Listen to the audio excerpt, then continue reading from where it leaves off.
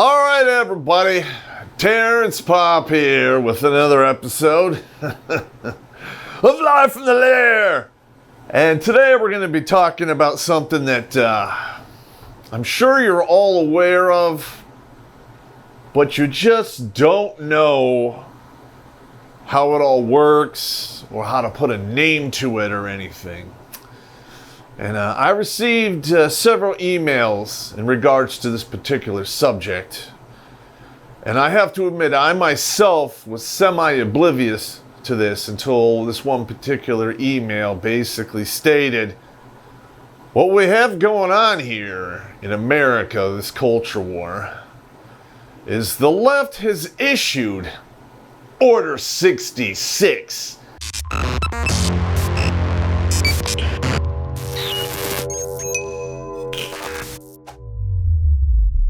We have now seen the left working their way down the ladder of who's the next, villain and individual to be purged.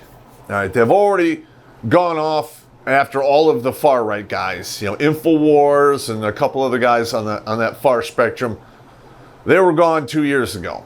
Okay, they've since recovered and moved over to other platforms, but they're not on the big social platforms anymore, i.e., I believe they've been removed from Facebook, Twitter, and YouTube. Then they worked their way, down from there. They skipped over me for some reason, but I'm not expecting to get a reprieve for very long. And now they've gone through the center, and they are now to the left of center, going after liberals. For those of you that don't know, liberals have been lumped in with the crazy left. Okay, the old school liberals were not that way at all. They're all about freedom and doing your own thing and so forth.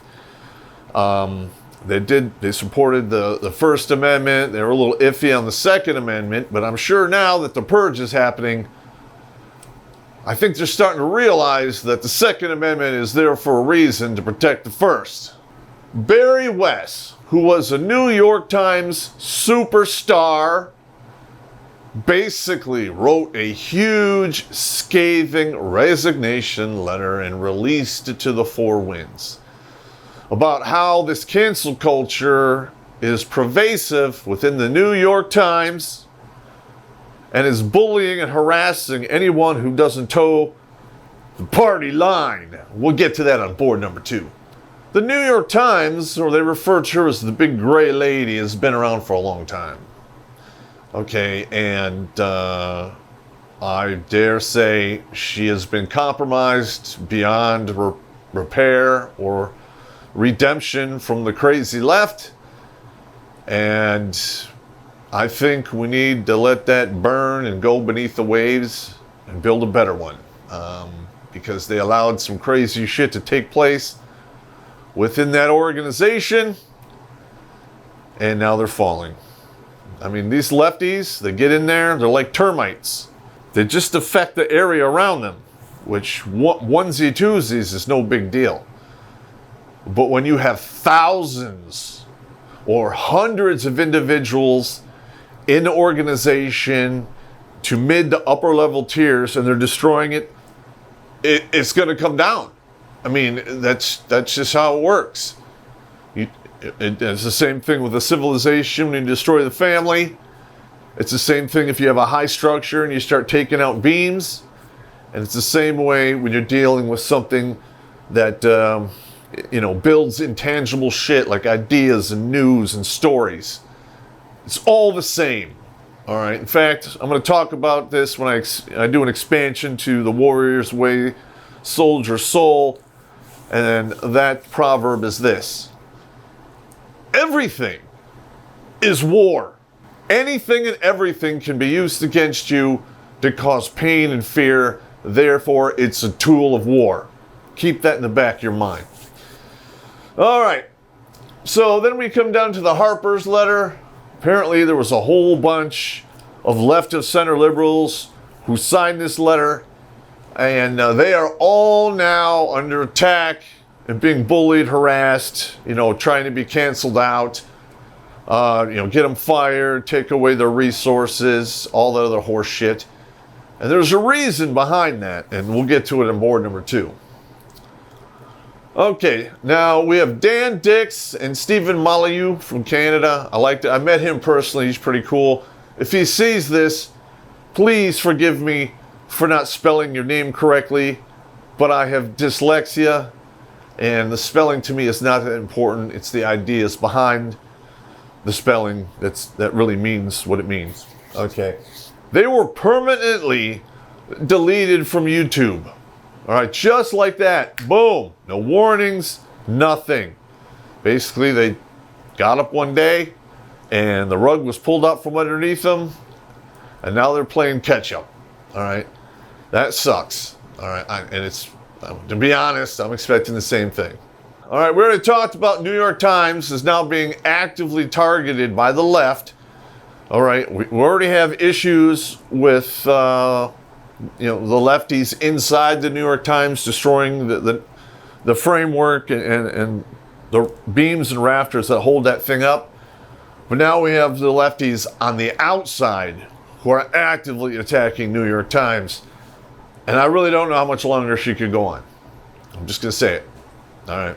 And when she goes down, sayonara. But maybe we can all learn a big lesson from that. Anyone who ever served with me in the military knows how I operate. When something wrong happens, and I happen to be in the area, and I see it, or if they come tell me what happened, the first thing out of my mouth is this: what did we learn here? Everything has a lesson in it. All right, and the lesson for the New York Times is they probably needed to vet their people better, okay, and not let these lefty, crazy kamikaze dudes into their organization.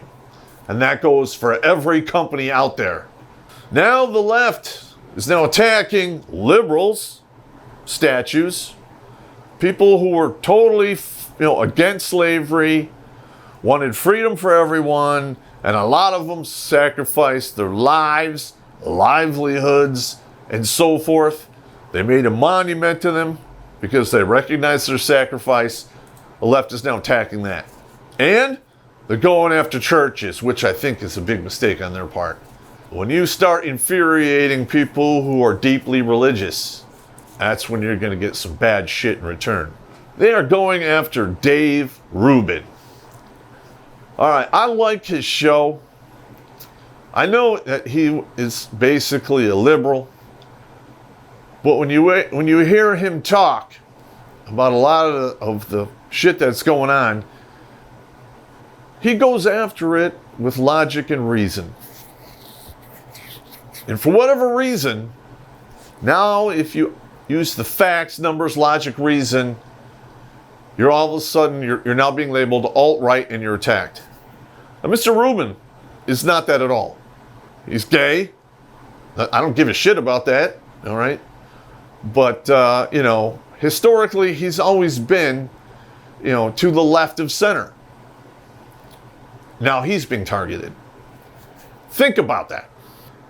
We have Matthew Iglesias, who is the co-founder of Vox, has basically been silenced. And why is that? Because he actually signed the Harper's letter. Now, Order 66 applies to him. Now we're going to board number 2. In the midst of a culture war that's bringing out the ridiculous in everyone, it's never been more important to protect your data. Sandman, the patron saint of MGTOW dreams, wants you to know the best way to do that is with the Brave browser. It's free, blocks online advertising, and protects your data from the evil prigs in Silicon Valley. You only see ads if you want to, and you get cryptocurrency for your attention. Download Brave by clicking on the link in the description. Unfortunately, what we're seeing is police in blue areas are now targeting citizens and ignoring the Constitution. All right, one of the blatant examples is that couple in St. Louis who came out of their house with firearms to protect their property against a mob who came through 2 gates to go to the mayor's house who lived in that area. They came, confiscated their weapons, and I'm sure charges are going to follow shortly. All right, now you have the right to defend yourself. And I'm pretty sure Missouri is a stand your ground state where you don't have to constantly retreat and prove to the world and everybody that you're facing imminent deadly force. And that usually involves like people smashing through a door and entering your house, or catching attack on video. It's a hard hurdle to pass. So, okay, hopefully they plead not guilty, fight it to the fucking, to the end, beat all the charges, and then sue the ever-loving shit out of St. Louis. Now, what we talked about over here, about everyone, saying, hey, I'm going to be quiet, maybe they won't come for me, blah, blah, blah. That doesn't apply. All right? You are not safe. Okay? If you say, well, that's his problem, doesn't apply to me, I should say nothing. Sooner or later, they're going to come to you. And then there'll be, nobody's going to say anything to defend you. You're on your own flapping. So Nazi Germany, when the Nazi Party came into power, you could not get a business license, driver's license, virtually anything formal from the government unless you joined the Nazi Party. And they used a lot of the same tactics that the crazy left is using now. Even the violence. It's like they're following a script. All right. Same thing went down in Russia. You couldn't get shit in Russia unless you were a member of the Communist Party. All right. I heard all kinds of horror stories that you could be starving in the bread line, and if you weren't in the party, they threw you out. You're on your own. Now, if that isn't the definition of fascism, I don't know what the fuck is. Now, I went to Iraq 2004 with the United States Army. We were facing a monumental insurrection. And one of the main reasons for that is the United States, in its infinite wisdom, basically stated any Iraqi who was in the Ba'ath Party, which was Saddam Hussein's party, could not get any contracts with any of the allies or the United States. They would not be in positions of leadership. They were basically cut out of the equation. And what happened? They said, fuck you, and started a whole fucking shitstorm. That whole year in Iraq was a redneck motherfucking nightmare. And it haunts me to this day. Okay, so are we seeing a pattern here? They're not going to tone down until they have everyone basically on their side, and they're bullying and threatening everyone to that effect. Plain and simple. Now you guys are like, hey, how do we fight that? What do we do? Oh, all right. Well, number one, I want you to go to the back of your house. You know, that little closet where you put stuff that you hardly ever use anymore, but you think you're going to need it, right? Well, in that closet, you put your goddamn spine several years back, maybe a couple decades. You need to pick it up, clean it off, and reinstall your spine. Okay, because this next one, once you have a spine, you stand up, you speak up, and you resist. You have to do those 3 things. I'm not going to tell you you're going to have a happy ending. Because quite frankly, and I have walked this road for a long time, there is no happy ending for a hero. Life is not a massage parlor where you get the happy rug and tug at the end. So you need to be prepared for that. I never lie to you guys. I'm just telling you the truth. All right, number 2, go to a goddamn alt-tech platform. If everyone jumped ship from YouTube, Twitter, Facebook, all that's left is the far left, and then they could fucking keep it. Because quite frankly, I have not seen anything that's left succeed. It always destroys itself from within or consumes so much resources, it's not economically viable. I.e., California and New York. I think $7 and $8.3 billion in the hole. Okay, and that was before the whole COVID-19 bullshit. Do not give mainstream media your eyeballs. All right, if you have cable, cancel it. Just get internet. They make money by selling advertisements, and they charge more for the amount of eyeballs they have watching said show.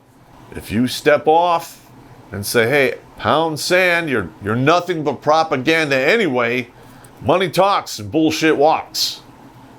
And they won't be viable because they're left, including the NFL, the NBA. Now, I haven't watched the NFL in 15, 17 years. You know, I cannot stand those motherfuckers. They make obscene amount of money. They don't give a shit about the game anymore. And they just turn it into political grandstanding. And I just don't want to have anything to do with it. All right, the NBA, you know, basically when that one player went nutso, went into the crowd and started attacking people, and the NBA really didn't do much about it. I was done with it then. Fuck those guys. We pay those guys a lot of money to play sport, not to be politicians. If they want to be politicians, run for goddamn office. All right, other than that, shut your mouth and do your job. All right, and the last thing on this list, send me your info, your observations or ideas, because I will speak for you if you can. I already say the shit that you think, but you don't want to say. It's absolutely insane to me what's going on out there in the real world. But I have never been that guy to sit there and do nothing, even if it requires getting my ass kicked. Maybe I'm stupid like that. I don't know. Now down here we have a little diagram for you, reading challenged. All right. Over here I have the far left. We'll call it the alt left. It's basically from this line to here. We have the center. We have basically somewhere between 30 and 40% of the United States hovers between these 2 points. You have the conservatives over here to about right here. Okay, and then it starts to get a little radical till it gets, crazy radical right there. Over here you have the liberals. And then over here you start going, to the socialists, and then we find up, over here full communists. Then we just get insane right here. All right, now, if you're wondering where I am on this map, I am here. I am basically center right.